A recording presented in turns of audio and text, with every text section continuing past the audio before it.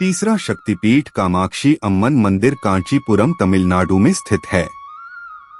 देवी कामाक्षी शक्ति के रूप में विद्यमान हैं।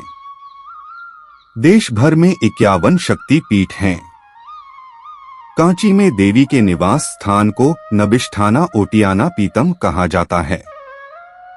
देवी को श्री कामाक्षी कहा जाता है। यह शब्द विरासत से लिया गया है। का अर्थ है देवी सरस्वती, शिक्षा की देवता। माँ का अर्थ है देवी लक्ष्मी, धन की देवता।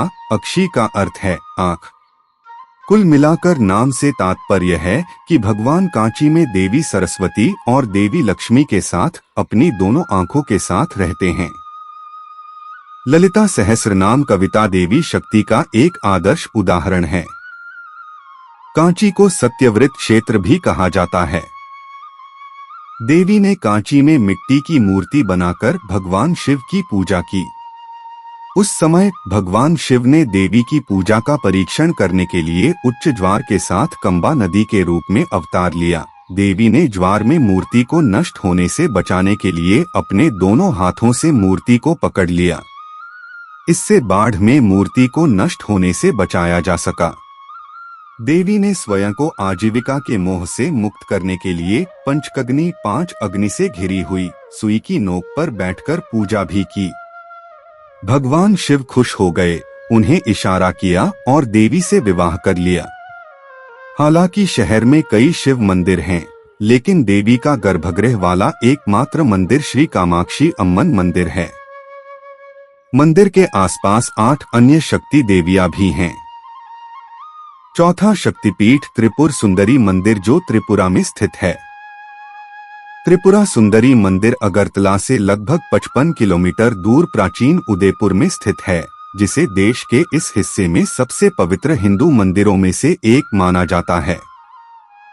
माता बारी के नाम से लोकप्रिय यह मंदिर एक छोटी सी पहाड़ी पर स्थित है और इसकी सेवा लाल वस्त्रधारी पुजारी करते हैं, जो परंपरागत रूप से देवी मां त्रिपुरा सुंदरी के मंत्री होते हैं।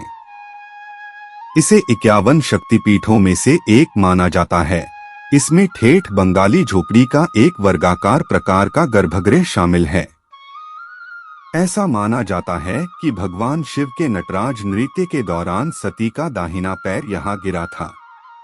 किंवदंती है कि 15वीं शताब्दी के अंतिम वर्षों में त्रिपुरा पर शासन करने वाले राजा धन्यमाणिक्य को एक रात सपने में एक रहस्योद्घाटन हुआ, जिसमें उन्हें उदयपुर शहर के पास एक पहाड़ी की चोटी पर स्थित मंदिर में देवी त्रिपुर सुंदरी को स्थापित करने का आदेश दिया गया था।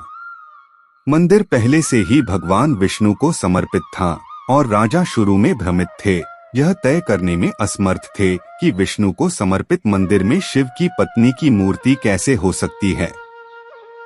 हालांकि अगली रात दैवज्ञ ने एक बार फिर राजा को दैवीय आदेश दोहराया। उसके बाद शासक ने ईथर आदेश का पालन करने का फैसला किया। इस तथ्य के बावजूद कि विष्णु और शिव धार्मिक अनुयायियों के 2 अलग-अलग संप्रदायों को दर्शाते हैं।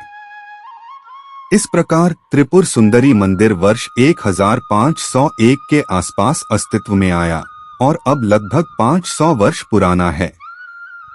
इस किंवदंती को इस बात के उदाहरण के रूप में वर्णित किया जाता है कि कैसे मध्यकाल के दौरान भी 2 उपसमूहों वैष्णव और शैव संप्रदायों के बीच एकजुटता को जाना और बढ़ावा दिया गया था। 5वां शक्तिपीठ पूर्णागिरि देवी मंदिर उत्तराखंड में स्थित है।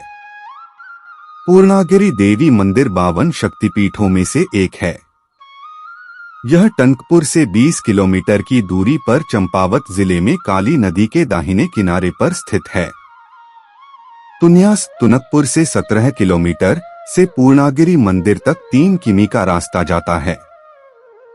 यह देवी पूर्णागिरि देवी को समर्पित है।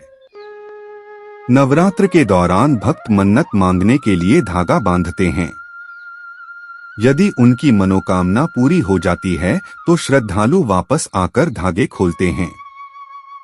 किंवदंतियों के अनुसार दक्ष ने भगवान शिव से बदला लेने की इच्छा से एक यज्ञ किया, क्योंकि उन्होंने उनकी इच्छा के विरुद्ध जाकर दक्ष की पुत्री से विवाह किया था। उन्होंने शिव और सती को छोड़कर सभी देवताओं को यज्ञ में आमंत्रित किया। सती यज्ञ में शामिल होना चाहती थीं और अंततः उन्होंने शिव को उन्हें ऐसा करने देने के लिए मना लिया। शिव ने उन्हें अपने अनुयायियों के साथ जाने की अनुमति दी।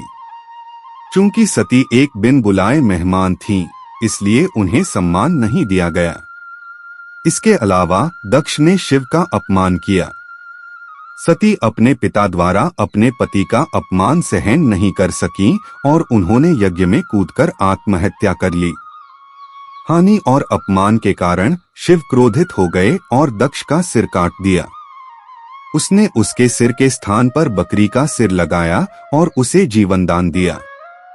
इतना ही नहीं, उन्होंने सती के शरीर को उठाया और चारों ओर विनाशतांडव नृत्य किया।